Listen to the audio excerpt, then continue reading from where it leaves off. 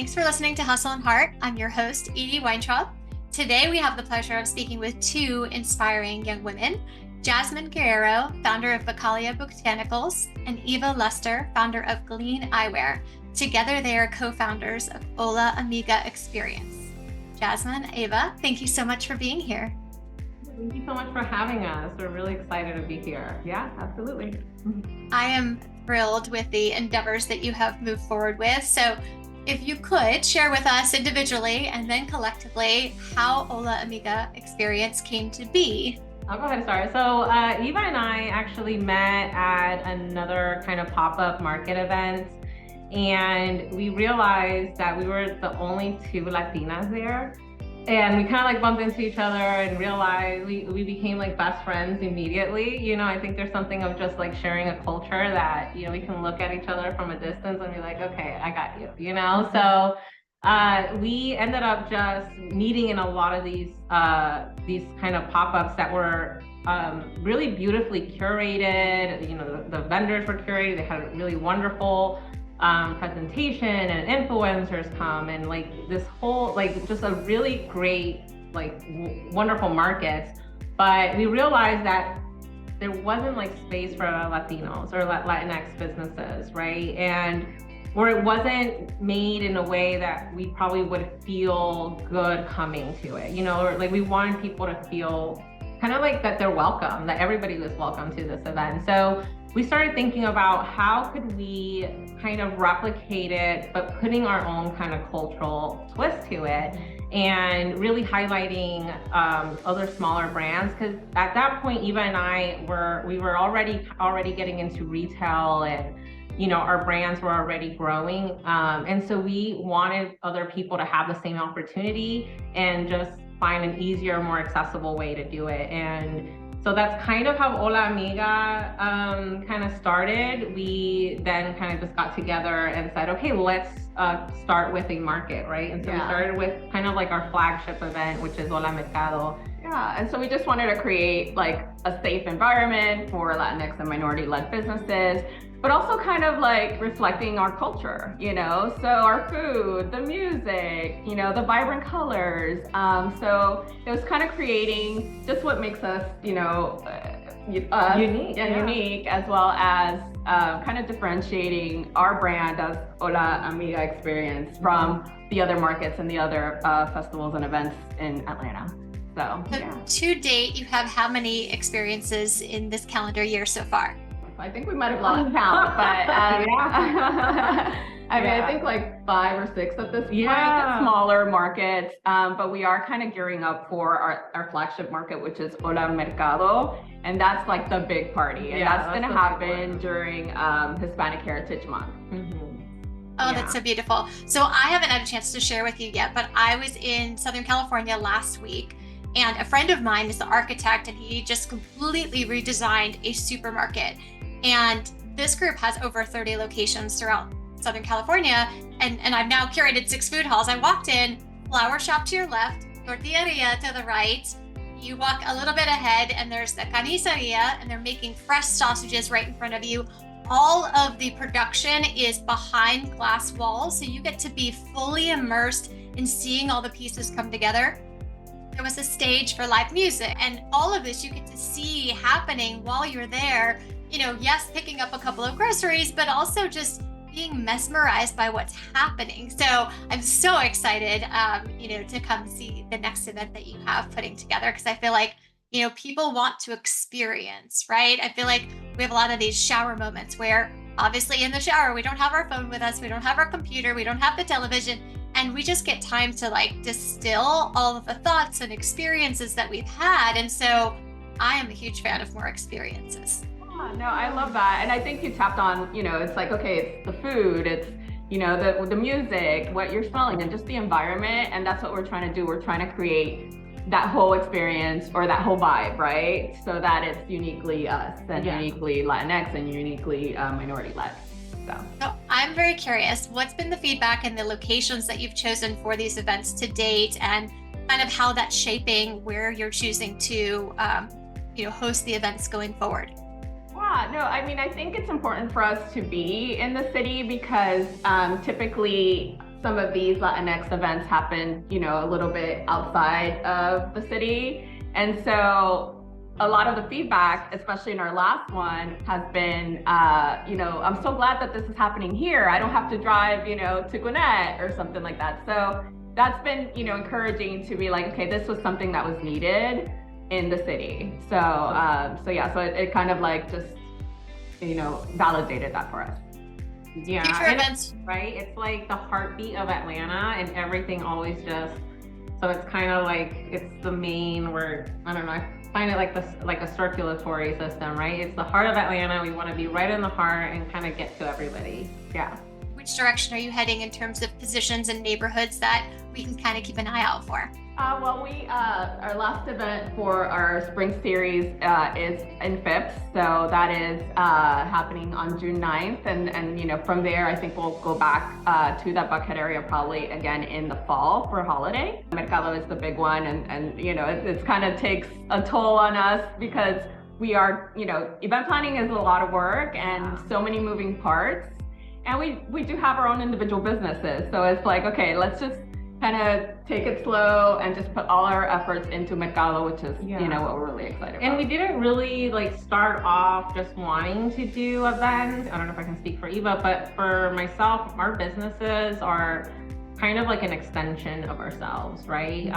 So as we're growing and evolving and learning, and so does our brands. And so we knew that with Ola Amiga, we wanted to make an actual impact on small businesses, really kind of, you know, help them avoid all the mistakes that we did early on, and not spend all the money, waste all the money, you know, that we have in the past, and just give them any tools and resources that they may need. So on top of the like awesome events that we do, we also do some consulting, we do workshops and different social events. So also, you know, entrepreneurs can kind of get together and find themselves. I mean, a lot of our community has built other kind of friendships and other partnerships together, because I mean, entrepreneurship is really lonely, and I think we all can agree on that. It's super lonely.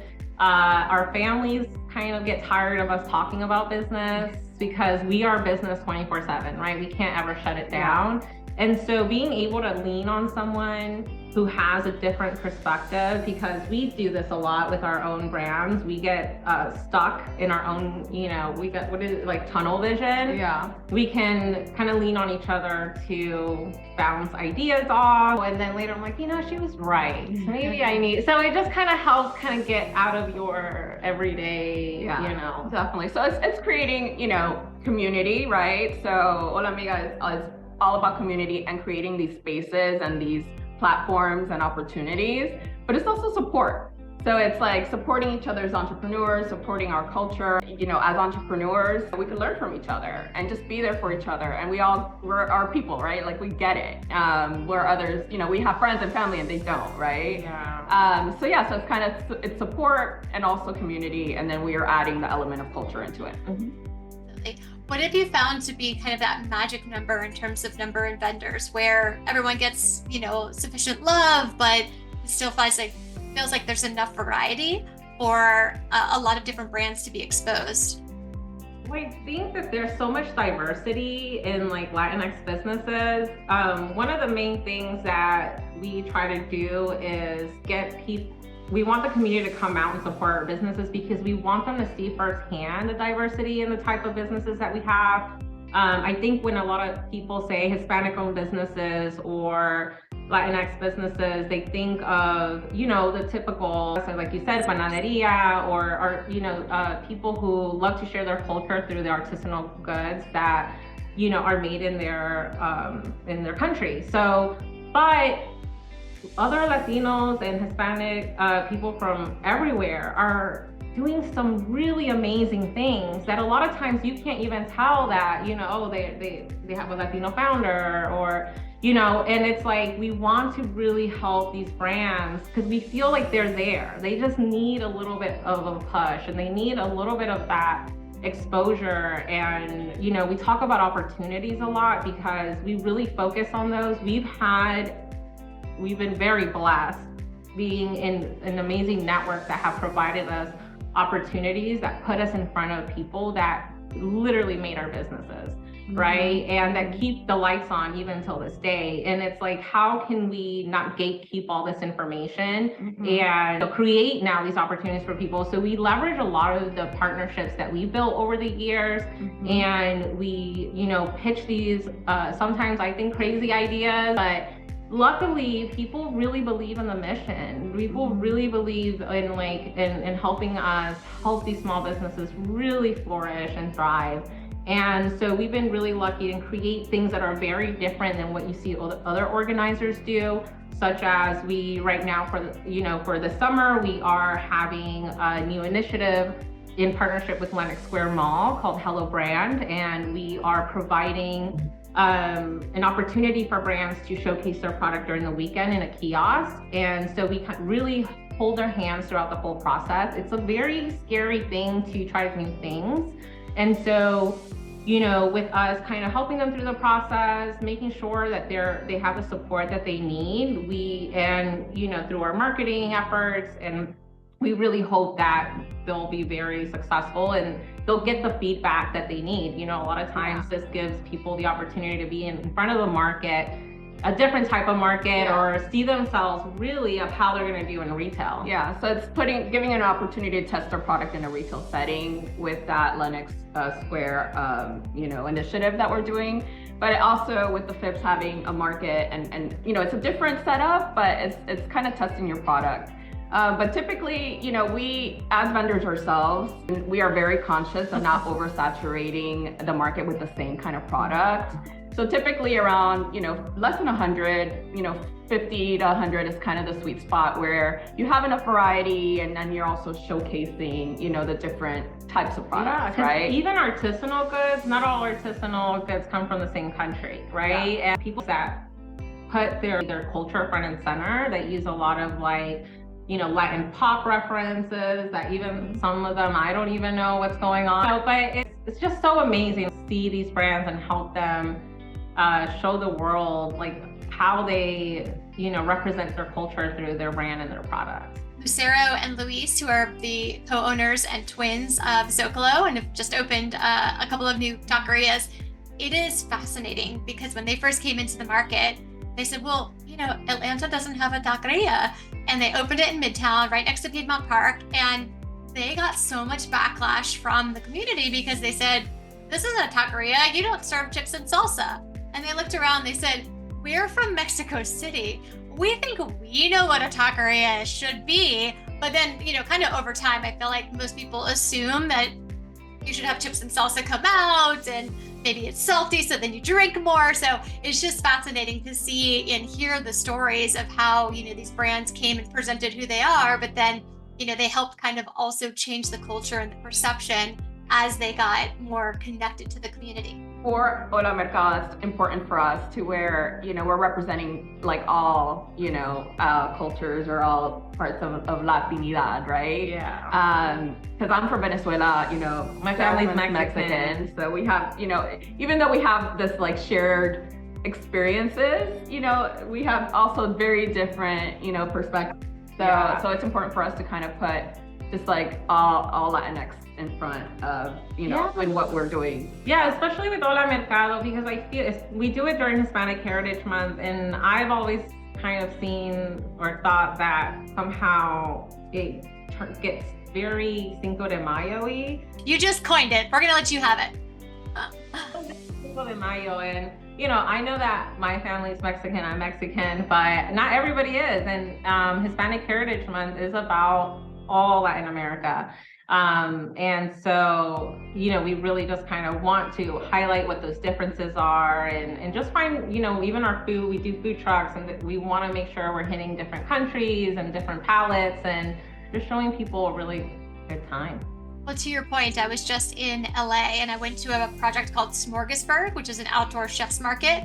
But obviously it was AAPI month, and so they were doing Asian American, Pacific Islanders, and same scenario, right? They had a variety because you can't just put that entire group in a single bucket. There's so many different pieces to it, and I think it takes the right team to kind of pull, each of those individual stories out and share that with people, because there's so much that we all have left to learn.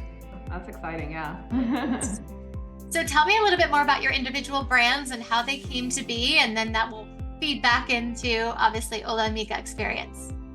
Yeah, so Gleam Eyewear is, we create blue light blocking glasses, sunglasses, and I just got into prescription, so I'm a boutique optical.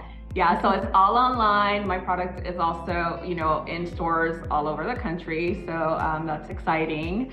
But Gleam Eyewear kind of happened by accident. I was experiencing migraines like by being an online business owner, and I bought some, you know, blue light glasses on Amazon, and they were really ugly, and they fell apart on me after a month. So I was like, I have some product background experience. I was the director of sales for a home decor brand, so wholesale is kind of ingrained in my experience and in my life. And so I was like, you know what, I think I could, even though I have no experience in eyewear, I was like, I think I can, you know, create a better product. And I've worn glasses my whole life since I was 8, and I've been to the wall of sameness. And I knew that I could probably create a more fashion forward and affordable, because the longer I've been in this industry, the what I realized is it's kind of a monopoly. It's like one company that kind of owns all facets of eyewear. And it kind of pissed me off. I was like, you know what? Like, I need to make this fashionable and accessible and affordable. So that's kind of how Gleam came about, and it's all based on the names of the product is based on women in history. So I have a Frida Kahlo, a Dolores Huerta, you know, Maya Angelou, Rosa Parks.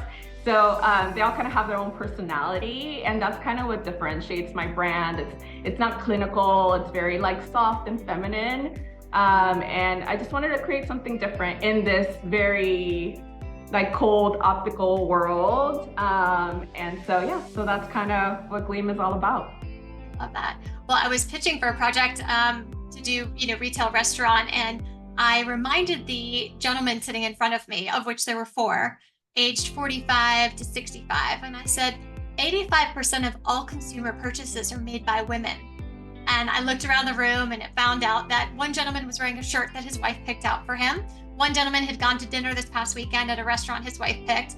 Next gentleman had travel plans for a country that his wife picked out. So when I finally got to the 4th gentleman, I said, do I need to tell you what your wife did for you today? And so I appreciate women-owned business, very feminine products. I applaud you. Thank you. And Becalia Botanicals is really an homage to my family and my childhood memories, spending summers and my holidays in Mexico. I was born and raised here in the States, and every holiday, when I was very young, we'd go to Mexico for, you know, holidays in the summer.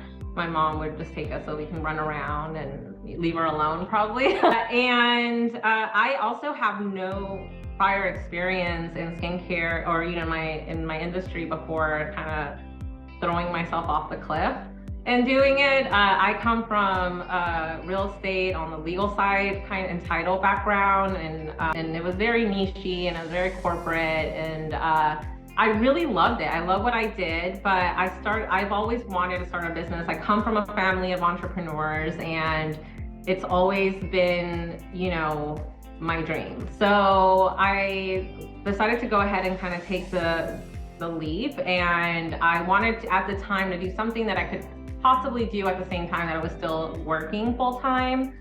And so skincare sort of came to be. I've always loved skincare, and I, at the time, was having a very difficult time finding products that work for me.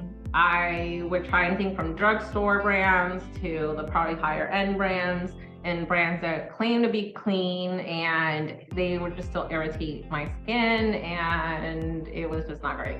So I started looking up how to kind of DIY stuff at home, and kind of created a concoction that I would keep in the fridge and I would make fresh every few days. And when I started my business, I said, okay, let me kind of jump into it. And so I got a manufacturer and a chemist, and we came out with the first product. And then after that, I really took off and I really loved it. And so I decided to enroll in formulation school and just kind of learn how to do the stuff myself, because it's very expensive to do it without, if it's not yourself.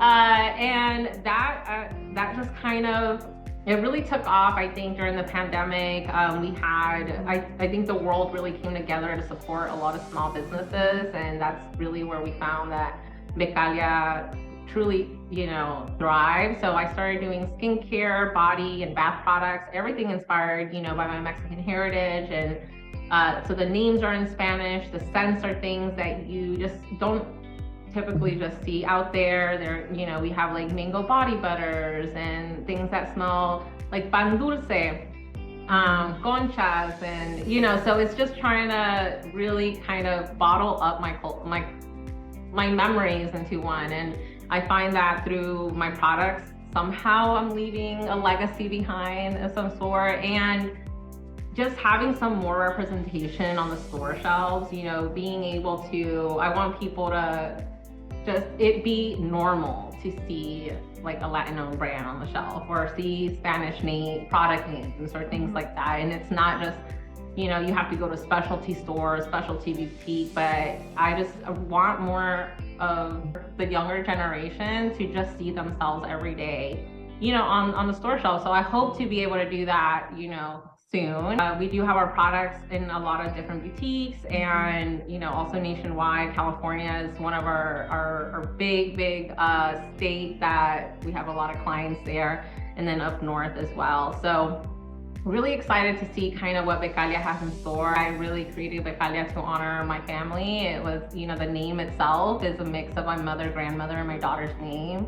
Just a way to kind of honor the three most important people in my life. And, it's really kind of what keeps me going. My daughter works with me now, so she helps with production. She won't let me in the studio anymore, but she's kind of taken over that stuff. It's a way for me to just feel like my family kind of lives on. Yeah, it's definitely a building a legacy, and we're building brands, right? We're not just like pushing product, like we're creating these brands that we want to scale, and we want to, we're intentional about what products we release and how it will impact, our brand as a whole and our customers. And then also our way of giving back of everything that we've learned has been through, Ola Amiga. Let's kind of lead you to like, it's possible. Like this is the avenue that you need to take, right? Because if I could do it, you can do it.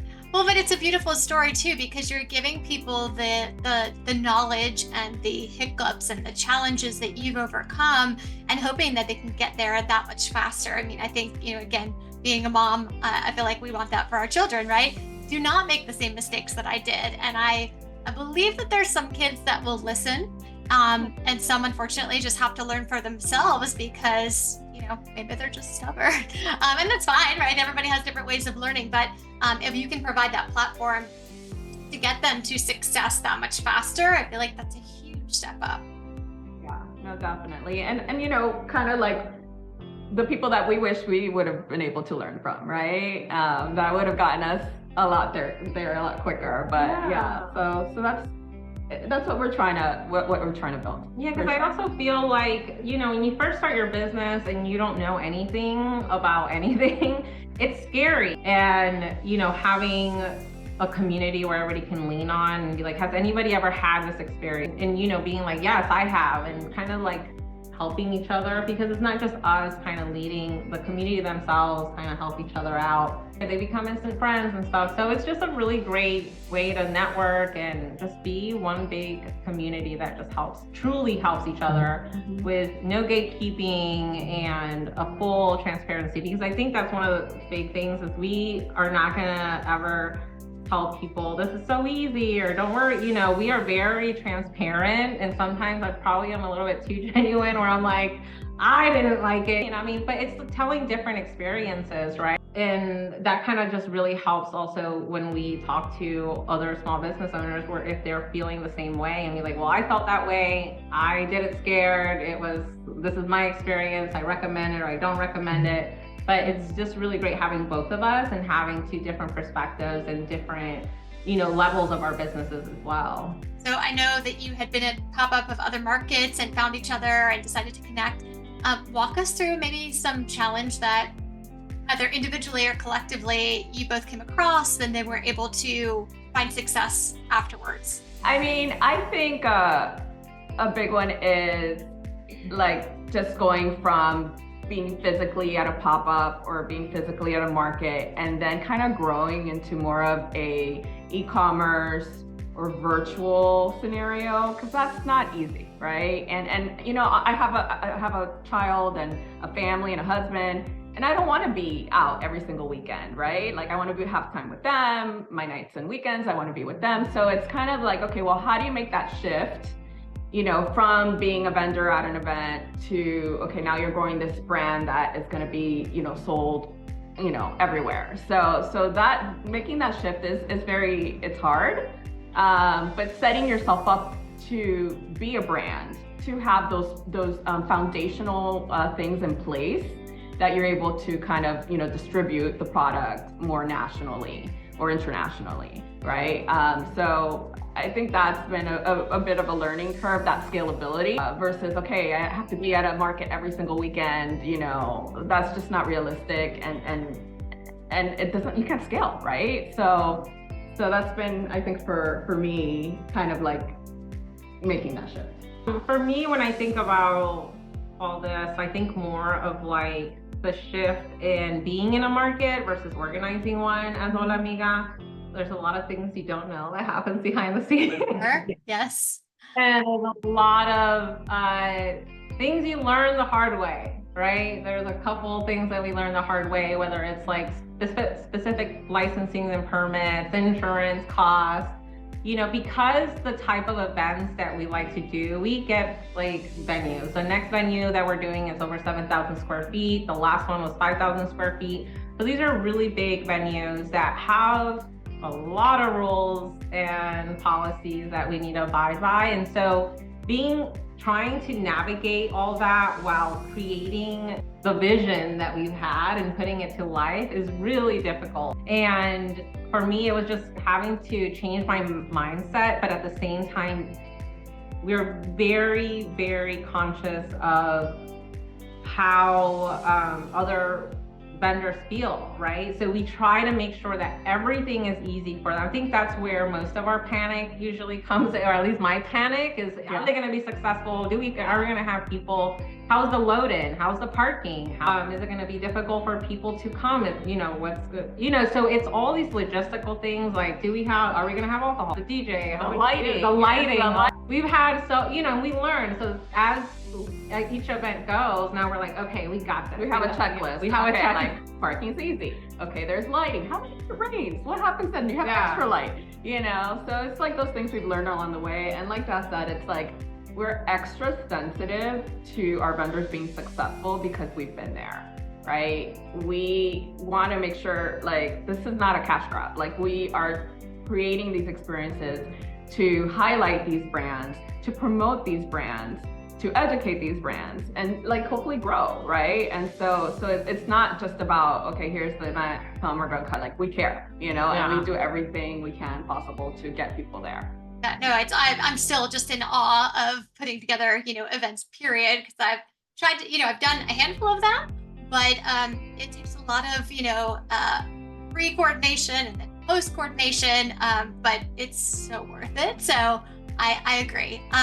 I wanted to hear a little bit more about, as you're growing your businesses and taking on this opportunity, obviously, to showcase other vendors, when have you experienced the crux as to when you needed to build your team and hire people? I still run my own website because I just don't want anybody else to mess it up. And I like having access to it so I can change things.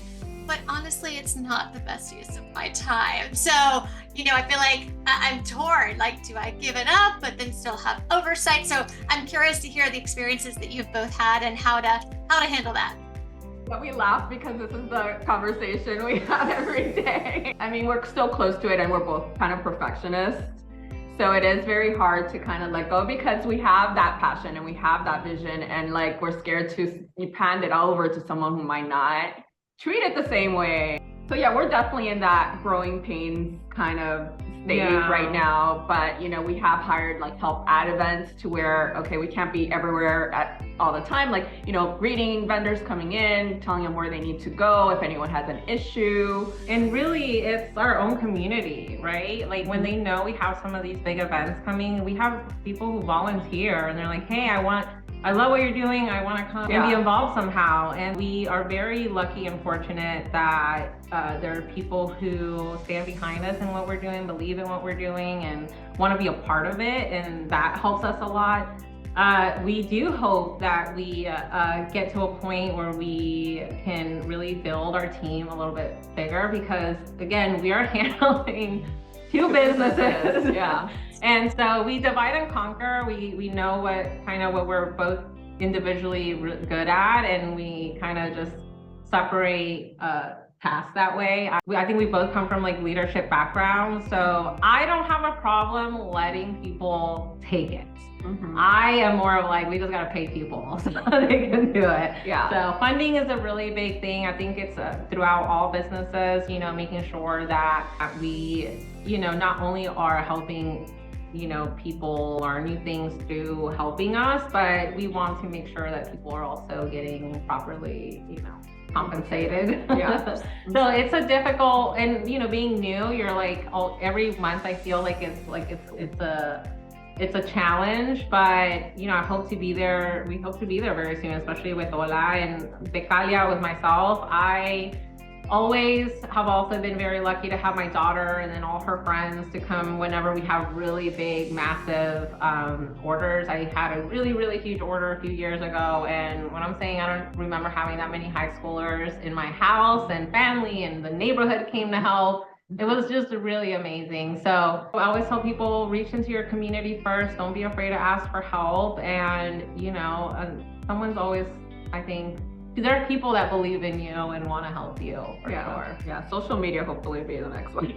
Needing to offload that as a responsibility, I love it and hate it, because I get like anxious in terms of prepping for it. So I typically schedule it in advance, like 2 to 3 weeks out, and so I give myself a little bit of break to realize that, oh, I like this creative aspect. I'll come back to it, but then I need another 2-3 week break because I feel like it's so creative intensive, right? Because you want to tell the story, and I find that I meet a lot of our clients. I met you guys via social media, and because most of the people are running it themselves, and if they're not, then you know, they can easily connect you with the ownership. But I do feel like for me, I love the visuals and the storytelling that Instagram specifically allows, and then I lean on LinkedIn for more of the business stuff. And now, like, one of the things that I feel is that it moves so fast. And even though I feel I'm always, you know, seeing what's new, I feel like it's going so fast I can't even catch up, right? Everything's video content now. And so it's like, oh, now I got to learn how to produce and direct and edit my own, you know, videos. And so I do a lot of the social for Ola. And so sometimes I have these crazy ideas, and he was like, oh, how we put? I'm like, no, I have this idea. And then it just doesn't look as good as what it was in my head, because in my head it's like a Steven Spielberg movie. Of course. When I put it together, it's like, and I'm more of the connections, right? So I'm like the one who's reaching out, who's having the conversations. You know, like you said, it's kind of that, you know what you're good at, I know what I'm good at. But still, it's like, that's still just one platform, right? What I see in front of me is a very good balance. So I'm so glad the two of you have found each other. I'm curious, what does Ola Amiga look like in the next 3 years? What are your plans for the Mercado and events and bringing people together and building this amazing community? We're hoping that, you know, the beginning of next year we'll be able to have like a membership. So kind of almost like a little hub of where we're having these conversations, where we're having this kind of support, as well as showcasing, you know, like having these like opportunities like the Latinx opportunity or like Mercado.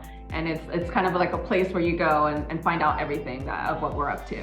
Yeah, I mean, listen, like there's no limit, right, to where we can get to, honestly. Like 3 years, 5 years, girl, we'll have, you know, I don't know, we'll have our own office with people to help us put it out in the universe. Manifesting, right? Listen, I think that, you know, there's a big need for what we're doing. I think it's obvious in the type of responses that we get and the engagement we get from the community, because it's not just the brands, right? The community, Atlanta is showing up to these events. They're showing their support, they're shopping, they're learning, and they're making a difference in their, like, the economy within the community, but we're helping someone's dream come true. And seeing that type of direct impact and learning the stories of people, I mean, I think there's so much power in that, you know? And there's like a train. We're in downtown. Hey, it's life, right? We just gotta take it. It's all good. So we see the train pass by.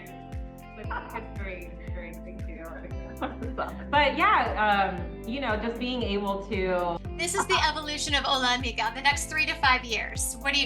Do you feel like you can take the show on the road? Do you feel like there's going to be a request from Charlotte or Nashville or DC to say, you know, we really want you to put on this event here? Yeah, we're open to it. I think we talked about having like almost different, you know, we can't be everywhere at once, but maybe I know that we talked about like this is needed in, like you said, in other cities, and it's like, how can we hopefully through like either the membership platform or something create kind of little mini cohorts within each city where they can meet up locally, right? They're still part of the Ola community, but they can find a way to like connect within their city locally as well, and not just be an Atlanta situation. And we also want to continue like growing these partnerships that we're having with the big corporate organizations here in Atlanta, to where we could kind of, you know, they could support us, or you know, they've used us to be able to create like these different mercados for their employees, or you know. So we were last year, as we were kind of pitching for Ola Mercado for last year,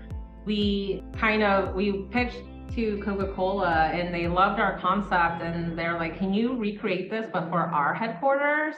And so all of a sudden now we're planning 2 events are like a week apart, and that was interesting. But you know, that they love what we did, that strengthened the relationship, that helped us get more support from them, especially when it came to funding. And you know, we know that more additional things are coming, you know, with them also, hopefully here in the near future. And so, and then through those connections, we got the attention of, that's how Simon Malls. And so that's why I think you know, we can have a plan of where we want to be, but you know, everything is an evolution. Everything we're learning as we're going, and we're testing different things out that hasn't been done necessarily before with other organizers here in the city.